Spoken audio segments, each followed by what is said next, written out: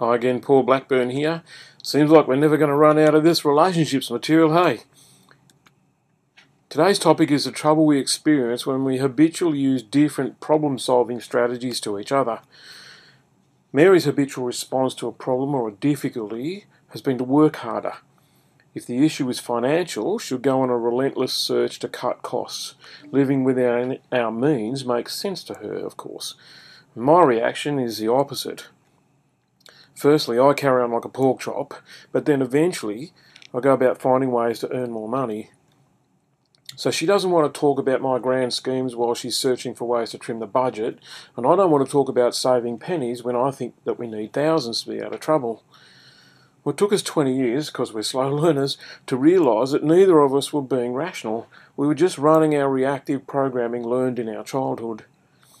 Mary's was shame-based fear.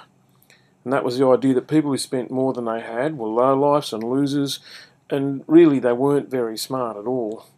Mine was failure-based fear, and it was the fear that I wasn't good enough to be able to pull it all off. And in my view, not necessarily a thought, but a feeling, people who aimed high and fell short were stupid and a bit flaky.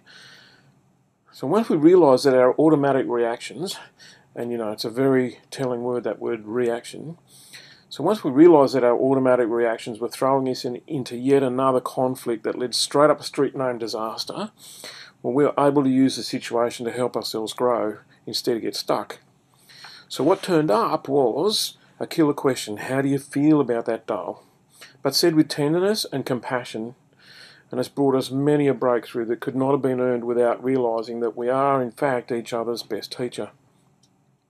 And remember that above all else, conflict in your relationship means that there's something screaming at you to be learnt.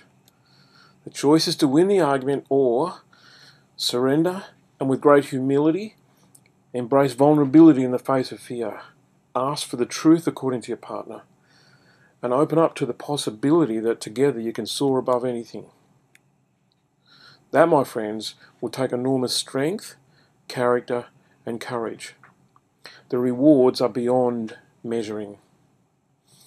That's it from me today. It's a short one. I hope this material is transforming your relationship.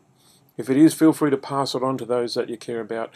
Warmest regards, Paul Blackburn, speaking on behalf of Paul and Mary Blackburn.